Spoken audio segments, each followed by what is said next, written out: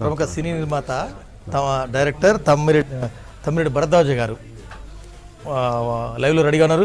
భరద్వాజ గారు నమస్తే అండి. రైట్, ఐదు రాష్ట్రాల ఎన్నికల ఫలితాలు చూస్తున్నాం. ఆసక్తికరంగా ఇప్పుడు అంటే ఒక గంట క్రితం వరకు పశ్చిమ బెంగాల్ మీద పెద్ద దేశవ్యాప్తంగా రాజకీయ చర్చ ఉండే, కానీ వాళ్ళ తమిళనాడు మీద పెద్ద ఎత్తున దేశమంతా మాట్లాడుకుంటుంది. అంటే డిఎంకే ఏఐడిఎంకే వారసత్వం గల పార్టీలు, చారిత్రక నేపథ్యం ఉన్న పార్టీలు, ఆ పార్టీలను కాదని టీవీకే విజయ్కి ఎట్లా ముందుకు దూసుకెళ్తున్నారు? వారికి ఉన్న అడ్వాంటేజెస్ ఏంటి?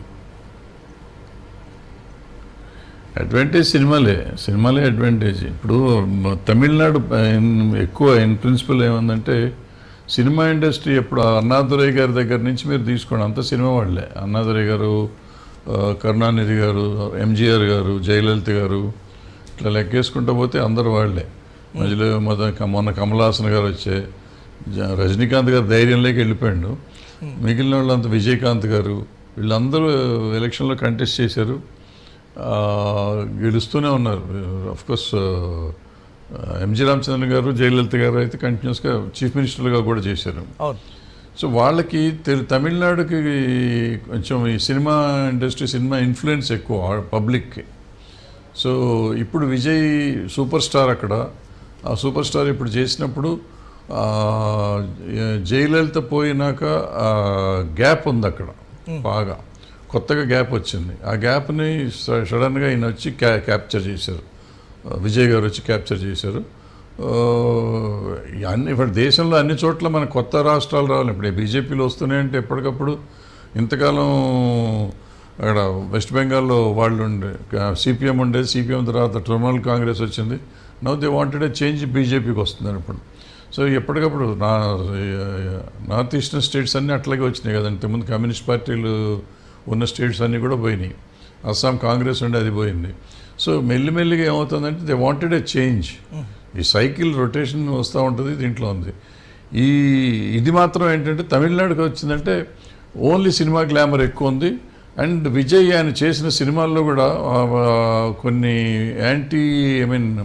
తమిళనాడు ఎప్పుడూ సెంటర్కి యాంటీగా ఉంటుంది. వాళ్ళ పనులు వాళ్ళు చేసుకుంటుంటారు, వాళ్ళు సెల్ఫ్ రెస్పెక్ట్ని కాపాడుకుంటూ ఉండేవారు. అండ్ విజయ్ ఆయన సినిమాల్లో ఈ మధ్యకాలం జిఎస్టీ మీద ఒక సినిమా తీశాడు, ఇంకో దాని మీద ఒక సినిమా తీశాడు. సో ఆయన పబ్లిక్ని గురించి ఆలోచిస్తున్నాడు అనే ఫీలింగ్ కలిగించాడు ఆయన సినిమాల ద్వారా కానీ, ఆయన మాటల్లో కానీ, ఆయన పబ్లిక్ మీటింగుల్లో కానీ చేసినప్పుడు ప్రజలు నమ్మారు, ఆయన తీసుకొచ్చారు. అంటే ఆ రోజు మనకి ఎన్టీ రామారావు గారిని ఎట్లా తీసుకొచ్చారు, అలా విజయ్ గారిని తీసుకొచ్చారు. తమ్మారెడ్డి గారు అంటే మనం ఎంజీఆర్ను చూసినాము, తర్వాత ఎన్టీఆర్ చూసినాము, ఎన్టీఆర్ తర్వాత జయలలిత. రైట్, ఈ ముగ్గురు చూసిన తర్వాత సినీ గ్లామర్కి ఓట్లు రాలే పరిస్థితి ఉండదు, ఎందుకంటే రోజులు మారుతున్నాయి, పరిస్థితి మారుతుందనే ఉండేది. కానీ ఒక్కసారిగా విజయ్ ఆ స్పేస్ను క్యాప్చర్ చేసినారు. కానీ సేమ్ టైంలో మీరు ఇందాక చెప్తున్న దానికి తోడు ఇక్కడ చిరంజీవి వచ్చినాడు, పవన్ కళ్యాణ్ వచ్చినారు, కానీ సక్సెస్ కాలేకపోయినారు సౌత్లో. ఎందుకు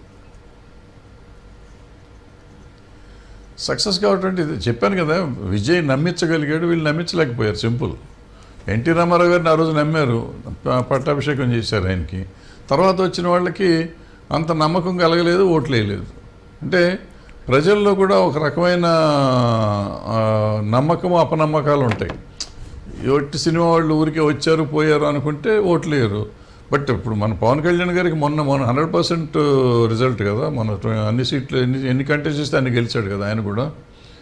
సో గెలవరు అని కాదు, Pawan Kalyan depends on so many aspects అనుకోండి. పవన్ కళ్యాణ్ ఒంటరిగా పోటీ చేసి ఫస్ట్ టైం చాలా దెబ్బతిన్నాడు కదా.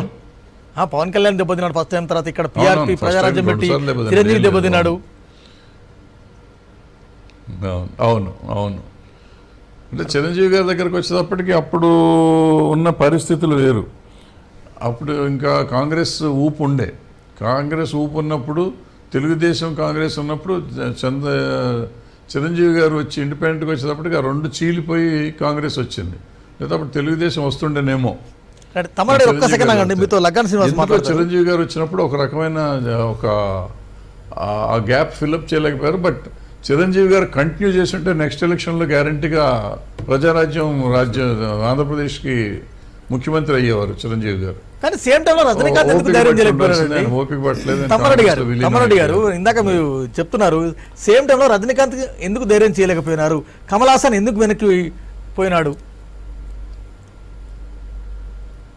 కమల్ హాసన్ కంటెస్ట్ చేశాడు, వెళ్ళి ఏడెంటీలో చేతులు కలిపాడు, కలవలేదు కానీ డిఎంకేలో కలవలేదు కానీ చేతులు కలిపి ఇప్పుడు రాజ్యసభ తీసుకుని అన్నాడు. రజనీకాంత్ మొదటి నుంచి ఏదో భయపడిపోయాడు, మొత్తానికి ఎందుకు భయపడ్డాడో తెలీదు.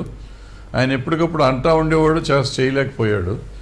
ఇవాళ విజయ్ అన్నాడు, దిగాడు, చేసాడు, ధైర్యం చేశాడు, వచ్చాడు. ఒక్క సెకండ్ సార్. అండ్ రజనీకాంత్ ఎప్పుడు ఒక సినిమాల్లో ఉన్నంత ఇది బయట ఉండదు ఆయనకి. సినిమాల్లో ఒక్క నిమిషం. లగ్గాల శ్రీనివాస్ ప్రముఖ సామాజిక రాజకీయ విశ్లేషకులు, వారు మీతో ఇంటరాక్ట్ అవుతారు, అంటే మీతో మాట్లాడతారు, ఇంటరాక్ట్ అవుతారు. ఇట్లా ఇప్పుడు ఇందాక తమ్మారెడ్డి గారు మంచి నిర్వచనం ఇచ్చినారు, అంటే సినీ గ్లామర్ కి ఇంకా లైఫ్ ఉంది, ఇంకా జనం ఓట్లు ఇస్తారు అనేది అబ్సల్యూట్లీ స్పాట్ ఆన్. అయితే ఈ ఎలక్షన్ గెలవడానికి సినీ రాజకీయంతో పాటు ఎంత పర్సెంటేజ్ ఆఫ్ ఓటింగ్ వాళ్ళు తీసుకోగలుగుతారు అనేది చాలా ఇంపార్టెంట్ ఆస్పెక్ట్. ఇప్పుడు మనం చూస్తే ఫస్ట్ ఎలక్షన్లో చిరంజీవి గారి ఓటింగ్ పర్సెంటేజ్ ఎంత, మొన్న ఎలక్షన్లో పవన్ కళ్యాణ్ గారి ఓటింగ్ పర్సెంటేజ్ ఎంత. ఈ ఓటింగ్ పర్సెంటేజ్ మొత్తం కూడా if you look at it, వాళ్ళు ఎవరైతే ఎప్పుడైతే అలయన్స్ అవుతారో, అంటే అలయన్స్ అయితే వాళ్ళకి అడ్వాంటేజ్ అవుతుంది. కానీ ఇక్కడ ఒక విశ్లేషణ పరంగా చూస్తే మనము విజయ్ పార్టీకి ఎంత ఓటింగ్ పర్సెంటేజ్ ఉన్నదో ఎవరికి తెలియదు. మరి ఇండివిజువల్గా పోటీ చేస్తే నా దగ్గర ఒక చిన్న అనాలిసిస్ ఉంది, వెరీ సర్ప్రైజింగ్ అనాలిసిస్. ఏంటంటే ఒకవేళ విజయ్ గాన ఒకవేళ ఒక 25 నుంచి 30% ఓట్లు గాన చీల్చగలిగితే ఎవరికి అడ్వాంటేజ్ అవుతుందని ఒక అనాలిసిస్ చేసాం, రీసెర్చ్ చేసాం. అంటే బికాజ్ ఐఎమ్ అప్లైడ్. అయితే వరదరాజు గారు నేను ఏమంటున్నానంటే, యాక్చువల్గా ఎవరైనా ఊహించుంటారా మన విజయ్కి యాక్చువల్గా ఒక 35, అంటే ఇప్పుడు అక్కడ గెలవాలి అంటే కన్నా ఈజీగా 35+% ఆ 33 నుంచి 38 మధ్య పర్సెంటేజ్ రావాలి. ఎవరైనా ఊహించుంటారా విజయ్ గారికి నిజంగా అంత టీవీకే పార్టీకి అంత ఓట్ పర్సెంటేజ్ వస్తుంది అని ఊహించుంటారా? My question to you. Tammareddy గారు డెఫినెట్గా ఊహించుంటారండి, 100% ఊహించుంటారు. ప్రాబ్లం ఆయన ఊహించడం తెలీదు, అయితే మీరు కరెక్ట్. ఓన్లీ సినీ గ్లామర్, సినీ ఫ్యాక్టరీ వర్కౌట్ అయిందా, లేకుంటే రాజకీయ ప్రభావిత అంశాలు ఏమైనా వర్కౌట్ అయినా, ఏం చెప్తారు మీరు? సార్ సినిమా వాళ్ళు మాట్లాడితే ప్రభావితం చేసేంత ఉండదు. అంటే మాట్లాడతారు, సినిమా డైలాగులు చెప్తారు, వాటిని నమ్మాలి, నమ్మించే లెవెల్లో చెప్పగలగాలి. ఇప్పుడు ఆ రోజు ఎన్టీ రామారావు గారు చెప్పినా, ఇవాళ విజయ్ చెప్పినా నమ్మారు. మిగిలిన హీరోలు ఇప్పుడు విజయకాంత్ గారు చేశారు కదండి, విజయకాంత్ గారు కూడా 2-3 సార్లు చేశారు, గెలిచారు, ఓడిపోయారు, జరిగింది ఇట్లా. అంటే ఈవెన్ ఆల్మోస్ట్ తమిళ హీరోలు అందరూ కంటెస్ట్ చేశారు సార్, ఇంక్లూడింగ్ కమల్ హాసన్ మొన్నటిదాకా. సో బట్ వాళ్ళ స్పీచెస్ కానీ వాళ్ళ సినిమాలు కానీ ప్రభావితం చేయలేకపోయినాయి ప్రజల్ని ఆకట్టుకోగలిగిన వాళ్ళు ఎన్టీ రామారావు గారు కానీ ఇవాళ విజయ్ కానీ. ఎప్పుడైతే ప్రజల్ని ఆకట్టుకున్నారో, నేను నా పర్సనల్గా నేను ఎన్టీ రామారావు గారు చేసినప్పుడు సినిమా గ్లామర్ ఏముంటుందో ఆ రోజు ఆయన గెలవరంటే ఆయన మొత్తం దున్నేశారు, 200 దాటిపోయినాయి సీట్లు అప్పుడు. సో ఇవాళ కూడా అంతే, విజయ్కి అదే. మనం జనరల్గా సినిమా వాళ్ళది ఏముంటుందిలే అనుకుంటాం, బట్ సినిమా గ్లామర్ పనిచేసింది. సినిమా గ్లామర్ ప్లస్ ఆయనకుండే అవగాహన, రాజకీయ అవగాహన, ఆయన ఎక్స్ప్రెస్ చేసిన విధానం ప్రజలకి. సో ఇతను సినిమాలే కాదు, మనకు కూడా ఏదైనా చేయగలడు, చేస్తాడు అనే ఒక నమ్మకం వచ్చింది. ఎందుకంటే వాళ్ళు జయలలిత గారిని కానీ, ఎంజీఆర్ గారిని, అంతకుముందు కరుణానిధి గారిని, వీళ్ళందరినీ చూస్తున్నారు. సో కొత్త రక్తం వస్తే, కుర్రవాడు వస్తే అన్న మనకి బాగా జరుగుతుందేమో అనుకున్నట్టున్నారు, అందరూ ఓట్లు వేశారు అని నేను అనుకుంటున్నాను. తమ్ముడు ఒక్క నిమిషం, విఠల్ గారు మీతో మాట్లాడతారు. విఠల్ సార్ ఒక మాట, ఇప్పుడు తమిళనాడులో జరిగింది ఏంటంటే, నా అబ్జర్వేషన్, ఈ యంగ్ జనరేషన్ అండ్ జనరేషన్ ఉందో 100% అక్కడ మార్పు కోరుకున్నారు, డిఎంకేకి వ్యతిరేకంగా పనిచేశారు. యూత్ పోలరైజేషన్ విపరీతంగా అక్కడ జరిగింది. కాబట్టి వాళ్ళ విజయన్ గారు, అంతకుముందు రజనీకాంత్ గారు సక్సెస్ కాలేకపోయారు, కమల్ హాసన్ గారు సక్సెస్ కాలేకపోయారు. విజయన్ ఎందుకు సక్సెస్ అంటే బికాస్ ఆఫ్ యంగ్ జనరేషన్. దానికి తోడు వ్యక్తిగతమైన విమర్శలు అక్కడ పట్టించుకోలేదు. త్రిష ఇష్యూ, ఫ్యామిలీ ఇష్యూస్ కూడా త్రిష ఆల్సో సీనీ గ్లామర్ ఉన్నటువంటి ఒక హీరోయిన్ కదా, అంటే హీరోయిన్ కలిసిపోతే ఒక ప్రపంచం లాగా యూత్ అండ్ యంగ్ జనరేషన్ అక్కడ ఆ రిజల్ట్ చాలా స్పష్టంగా కనిపిస్తా ఉంది. నిజంగా ఏ సర్వేలకు అందని ఇది విజయం. ఇది యాక్సిస్ బ్యాంక్ ఒక్కరే చేయగలిగారు. నిజంగా ఏది కూడా 15-20 15 to 20 సీట్స్ వస్తే గొప్ప అనుకున్న వాళ్ళు ఇవాళ ఒక ప్రపంచం లాగా మూడో ముఖ్యమంత్రి ఈ దేశంలో ఎన్టీ రామారావు, వేణుగోపాల్ రెడ్డి జనారు. ఏం చెప్తారు విజయ్ ఫ్యాక్టర్ మీద, ఏం చెప్తారు? తమ్ముడితో ఏమైనా మాట్లాడతారా? ఒకటి, ఇప్పుడున్న పరిస్థితి చూస్తే, తమిళనాడులో ఉన్న పరిస్థితి చూస్తే, ఇంతకుముందు అన్న చెప్పినట్టు ఒక జంజీ మూమెంట్ లేక మొత్తం యూత్ అంతా కూడా కంప్లీట్గా కొత్త వారిని ఎంపిక చేసుకోవాలనే ఆలోచన స్పష్టంగా తమిళనాడులో కనపడ్డట్టుగా మనకు అర్థమవుతున్నది. సో ఇంకొకటి, విజయ్ తీసిన సినిమాలు కానీ, ఆయన చేస్తున్న ఆ సినిమాల్లో నటన కానీ, ఇది నిజంగా ఆయన చేస్తున్నదంతా కూడా ఇది సమాజానికి ఉపయోగపడుతుందని కూడా ఆ ప్రజలు ఊహించుకున్నట్టుగా కనపడుతున్నది. సో కాబట్టి ఇలా ఒక్కసారిగా అసలు నిజంగా ఎవరో ఊహించలే. వాస్తవానికి కూడా అందరూ ఇచ్చిన సర్వేలన్నీ చూస్తుంటే ఎవరో అయితే సింగిల్ డిజిట్ కూడా ఇచ్చారు. సింగిల్ డిజిట్ మారిపోయింది. 110 సీట్లకు ఇప్పుడు 110 సీట్లకు పోయింది. అంటే దాదాపు ఇక చూస్తే ఫైనల్గా పోతే అది మ్యాజిక్ ఫిగర్ దగ్గరికి పోయేటట్టే ఉంది. సో కాబట్టి ఇది పెద్ద అసలు ఇది దేశంలో రాజకీయ పార్టీలకు సంబంధించి అంటే ఏ పార్టీ అయినా అంటే పరిస్థితులు ఎప్పుడు ఏ విధంగా మారుతాయి అనే దానికి ఇది ఒక ఉదాహరణ తీసుకోవాలి. ఎప్పుడో జమానాలో కాంగ్రెస్ పార్టీ ఒక 50 ఏళ్ళు అట్లా అధికారం ఉన్నప్పుడు కొత్త పార్టీలు వచ్చినాయి. ఒకటే పార్టీ అని కొత్త పార్టీలు వచ్చినాయి, అవకాశాలు ఇచ్చారు, కొత్త పార్టీలు పుట్టినాయి. మొదట భారతదేశానికి స్వాతంత్రంలో కాంగ్రెస్ పార్టీ ప్రధానంగా ఉన్నది.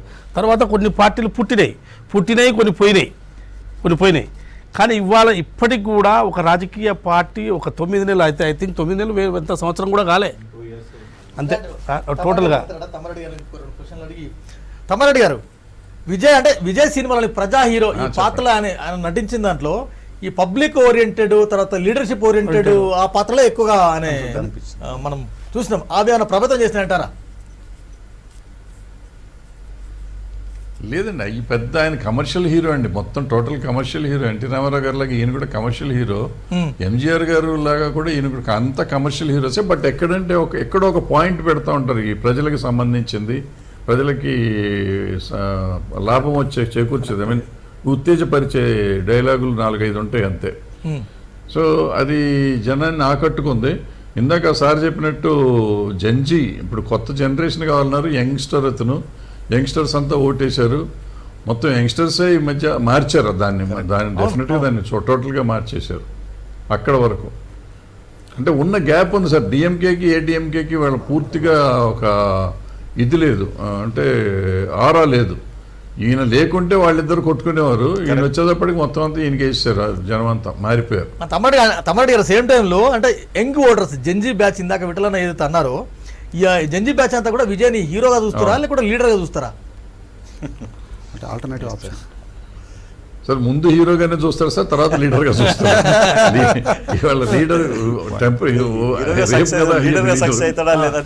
ఇవాళ వరకు హీరోగానే ఉన్నాడు. ఎందుకంటే డిఎంకే కొంత రాజకీయ వారసత్వం సార్. ఇప్పుడు డిఎంకే కానీ ఏడీఎం కానీ రాజకీయ వారసత్వము కొంత చరిత్ర గల నేపథ్యం. కానీ వాళ్ళ టీవీకేకి ఉన్నది ఓన్లీ సినీ గ్లామర్ ఒకటే. అదొకటే బలం ఎంతవరకు స్టాండ్ అవుతుంది అన్నది పొలిటికల్గా ఎట్లా సర్వైవ్ అవుతుంది, ఎట్లా సక్సెస్ అవుతుంది అంటే వాళ్ళకి రాజకీయంగా ఏం సార్ వారసత్వం అనుకుంటామే కానీ దాని నాయకులు లేరు సార్. 2 పార్టీల్లో నాయకులు లేరు. ఇప్పుడు కరుణానిధి గారి తర్వాత అనుకోకుండా అప్పుడు స్టాలిన్ గారు ముఖ్యమంత్రి అయ్యారు కానీ బట్ ఆయనకు ఒక చరిత్ర లేదు. అట్లాగే ఏఐడిఎంకేలో అసలు టోటల్గా నాయకుడే లేడు జయలలిత గారి తర్వాత. సో దానికి ఏమైందంటే మీకు గ్యాప్ వచ్చేసింది. ఒక నాయకుడు ఉద్భవించాల్సిన టైం వచ్చింది తమిళనాడులో, విజయ్ ఉద్భవించాడు అంతే కదండి. ఇప్పుడు అంటే తమిళ సమాజంలో సినీ రాజకీయ కల్చర్ ఇతర రాష్ట్రాల కంటే ఎందుకు భిన్నంగా ఉంటుంది? అక్కడ సినీ గ్లామర్ అక్కడ ఎక్కువ ఎందుకు ఉంటుంది? మొదటి నుంచి ఉంది అది. కరుణానిధి గారి డబ్బు నుంచి కరుణానిధి గారు మొదట అన్నాదురై టైం నుంచి ఉందండి. అన్నాదురై గారు కూడా సినిమా నేపథ్యమే. సేమ్ టైం అక్కడి నుంచి మనకి తమిళనాడు మొత్తం అంతా సినిమా మీదే ఆధారపడి ఉంటుంది, ఎక్కువ సినిమాల మీదే ఉంటుంది. సినిమా ఆర్టిస్టులు, సినిమా రైటర్స్, సినిమా ప్రొడ్యూసర్లు వీళ్ళే ఉంటారు అంత ఎక్కువగా. అంటే మనం కమలాసన్ గురించి డిస్కస్ చేస్తున్నాం. సినిమా అనేది ఒక పొలిటీషియన్స్ సినిమా తమిళనాడులో మమేకం అయిపోయి ఉంది. సో అది కలిసిపోయి ఉంది కాబట్టి ఆ ఇన్ఫ్లుయెన్స్ ఉంటుంది. ప్లస్ జంజీ బ్యాచ్, ఇందాక విఠల్ గారు చెప్పినట్టు జంజీ బ్యాచ్ దాని మీద వచ్చారు. విజయ్ యూత్ ఉన్నాడు, యూత్ ఆయన ఫ్యాన్స్ యూతే, జంజీ బ్యాచ్ ఆయన నమ్ముకున్నారు, మొత్తానికి వేసారు, గుద్దేశారు. కానీ ఎంట్రీలోనే విజయ్ మామూలు విక్టరీ కాదండి. కానీ ఎందుకు తెలుగునాట తెలంగాణ కానీ ఆంధ్రప్రదేశ్లో కానీ సినీ గ్లామర్ అంటే ఫస్ట్ టైం వర్కౌట్ కావడం లేదు? ఎందుకంటే చిరంజీవి పార్టీ పెట్టినారు, ఆ పర్ఫార్మెన్స్ ఇట్లో మీకు తెలుసు, నాకు తెలుసు. తర్వాత విజయశాంతి, తర్వాత రకరకాల సినీ గ్లామర్, బాబు మోహన్, వీళ్ళంతా పాలిటిక్స్లో ఉన్నారు. ఎందుకు అప్పర్ స్థాయిలో సక్సెస్ కాలేకపోయినారు? అంటే ఎక్కడ ఇప్పుడు ఎక్సెప్ట్ చిరంజీవి గారండి, మిగిలిన వాళ్ళు ఎవళ్ళు సోలోగా వచ్చిన వాళ్ళు లేరు, వాళ్ళ మీద వాళ్ళ నమ్మకంతో వచ్చిన వాళ్ళు లేరు. చిరంజీవి గారు కూడా ఆ రోజు వచ్చినప్పటికీ ఈ కాంగ్రెస్ ఓ పక్కన, రాజశేఖర రెడ్డి గారు ఓ పక్కన, చంద్రబాబు గారు ఓ పక్కన, చాలా స్ట్రాంగ్ పిల్లర్స్ ఉన్నారండి అక్కడ, ఇంకా వ్యాక్యూమ్ రాలా. అదే ఒక సంవత్సరం తర్వాత నెక్స్ట్ ఎలక్షన్లో వచ్చి ఉంటే చిరంజీవి గారు డెఫినెట్గా వచ్చి ఉండేవారు. ఆ వ్యాక్యూమ్ వచ్చింది అప్పుడు, రాజశేఖర రెడ్డి గారు పోయినాక వచ్చిన వ్యాక్యూమ్ ఉంది. ఆ వ్యాక్యూమ్ టైంలో చంద్రబాబు మన పవన్ కళ్యాణ్ గారు కానీ లేకపోతే చిరంజీవి గారు కానీ కంటిన్యూ అయ్యి ఉంటే డెఫినెట్గా వచ్చేది. ఆ టైంకి లేకుండా పోయింది. ఆ తర్వాత హిస్టరీగా మళ్ళీ. ఓకే, థ్యాంక్ యూ అండి. లగన్ గారు సేమ్ టైంలో అది కాకుండా సార్, ప్లీజ్, మన వాళ్ళు ఎప్పుడు మాట్లాడినా కానీ మాటలు ఏ రోజుకి ఆ రోజు పొద్దున మాట్లాడిన సాయంత్రం ఉండలేదు. ఫస్ట్ కాన్ఫిడెంట్గా ఒక దాని మీద ఉండాలి కదా. అంటే విజయ ఈ రోజు సక్సెస్ రేట్ చెప్తాం, ఎట్లా ఇవాళ ఉంటుందో చెప్పింది చూడాలి. రేపు చెప్పం, రేపు చెప్పింది ఎల్లుండి చెప్పం, ఎల్లుండి చెప్పింది అవతల ఎల్లుండి చెప్పం. ఇవాళ నేను దుర్మార్గుడిని, రేపు నేను మంచివాడిని, ఎల్లుండి ఇంక మీరు దుర్మార్గులు, అవతల ఎల్లుండి మీరు మంచివాళ్ళు. ఈ టైప్లో ఉంటాయి మన వాళ్ళ స్టేట్మెంట్లు అన్నీ. సో ఓ నమ్మకం కలిగించాలి ప్రజలకి. ఆ నమ్మకం చాలా తక్కువ కలిగిస్తున్నారు మన వాళ్ళు, నా ఉద్దేశంలో. అది రైట్. ఎన్టీ రామారావు గారు అది కాదు. ఎన్టీ రామారావు గారు ఒక మాట అంటే మాట, ఏదుంటే ఆయన అనుకున్నాడంటే చేసి తీరాడు, చేసి చూపించాడు. ఉంది. కరెక్ట్. ఇట్లా మిగిలిన వాళ్ళు అట్లా కాదు.